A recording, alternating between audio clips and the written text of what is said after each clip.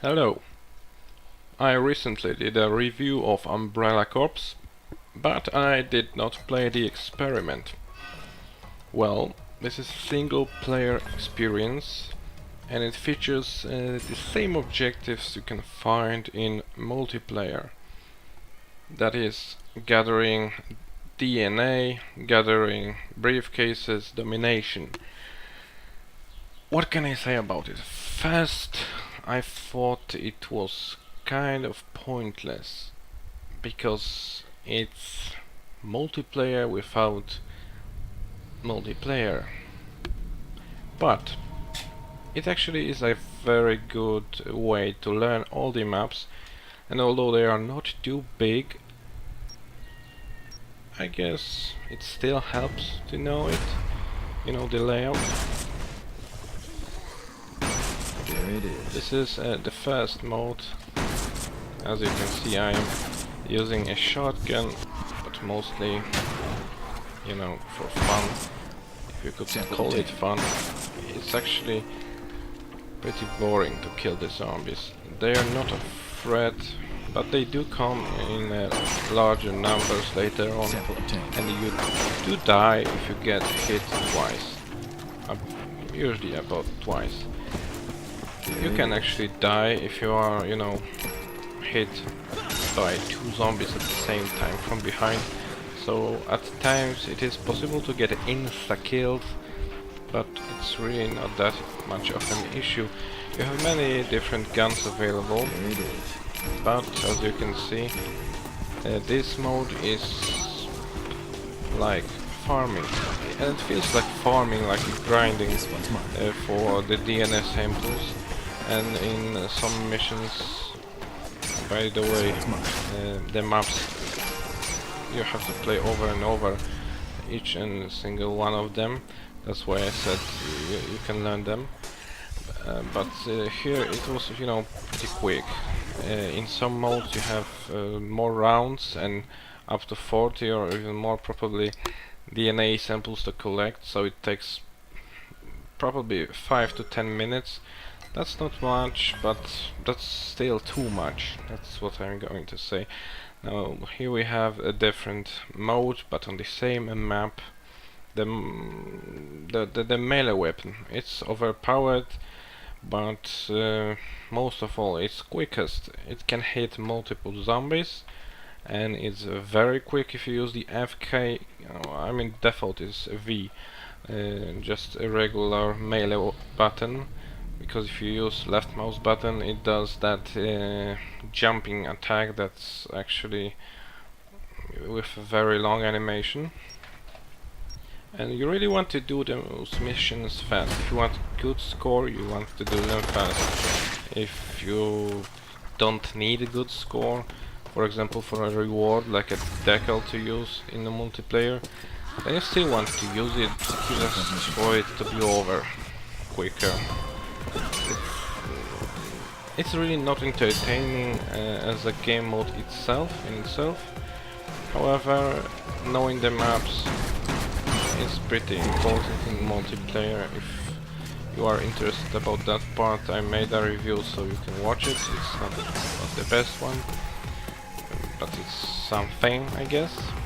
And as you could probably see for yourself, it's domination. You just capture a point here, stay a few seconds in a circle, and you go to another circle. And it's not scripted, I mean it is, but it's randomized, so the points differ from play to play, even on the same map, and they can repeat. So in theory you could get them very close together and not really explore the map, which is probably the point of the experiment, to learn the maps. It's one thing that it does well.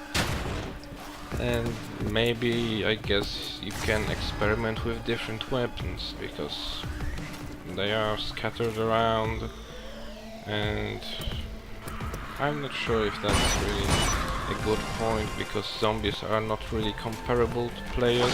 I'm not sure if they if that's a good way to test them, but at least you know how they behave and how to fire them, what is the range, accuracy, that's something I guess.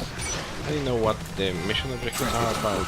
What is interesting though is that this game is supposedly canon.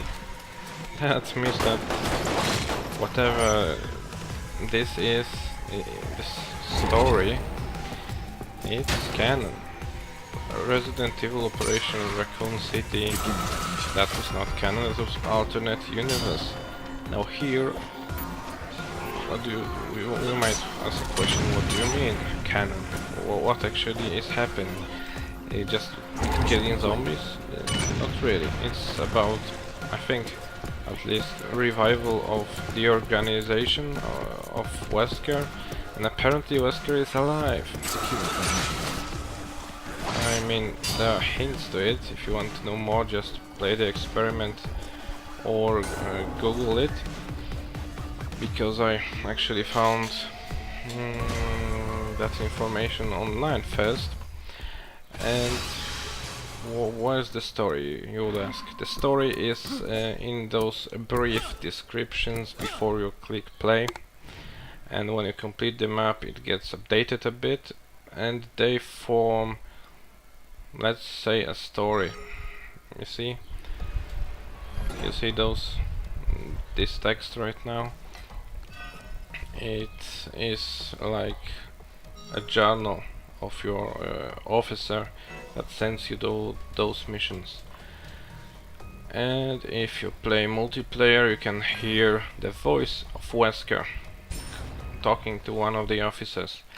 This is pretty important, because Wesker is apparently watching you. We don't know if he's well, how is he looking, if he's the original Wesker, a clone, or maybe an old grandpa in a chair that's 60 years old, because he would be 60 years old. Hard to say. But apparently the game is canon. That alone just blows my mind, seeing as there's nothing in it. Well, nothing. I mean, few logs.